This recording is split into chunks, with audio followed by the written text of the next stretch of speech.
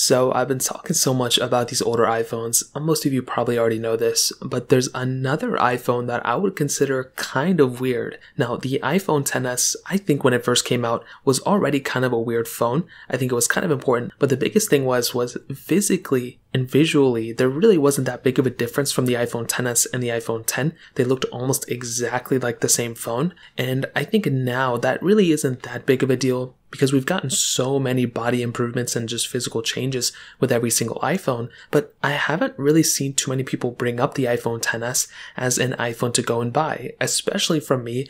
I don't really recommend buying the iPhone XS, when a phone like the iPhone 11 Pro has gone down in value quite a bit, but also with a phone like the iPhone X, a majority of the people may also go for the iPhone X because it is much cheaper, and the difference from an iPhone X to the XS, there really isn't anything crazy. However, there's been some really weird things Apple has been doing for some of these older iPhones, and the iPhone XS is kind of one of those iPhones Apple's kind of doing this with. And right now, one of the biggest features that the iPhone XS is getting for some reason is that contactless payment. The tap to pay feature that we're going to be getting for all of our iPhones, basically. We are going to be getting that feature on the iPhone XS and all the iPhones that are newer than the iPhone XS. I also don't know if the iPhone XR is going to support this feature, but that means all of the older iPhones are not going to be supporting this feature, starting with the iPhone X onwards. The iPhone 88 Plus, all those 2017 iPhones and older are not going to be getting this feature. Now, it's weird that Apple made the cutoff point the iPhone XS, and we've seen this before in a lot of different ways too.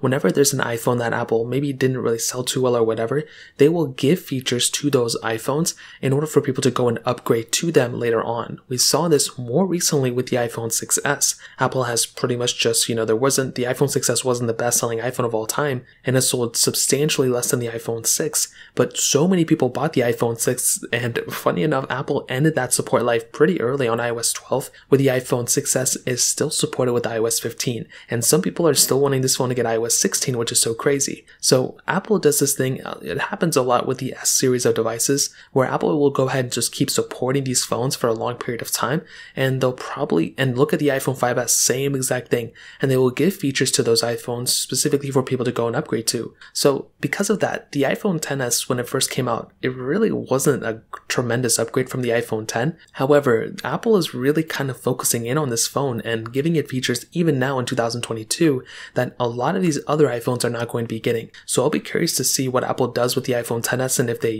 end up supporting this phone for as long comparatively to the iPhone 6s. I guess we'll see what happens, but that pretty much covers it up. If you guys have any other questions or anything like that, let me know in the comment section below. Hit the like button, that would mean so much, but definitely hit that subscribe button. More importantly than everything else, I love every single one of you guys. Hopefully I'll catch you guys in the next video. Peace out till then.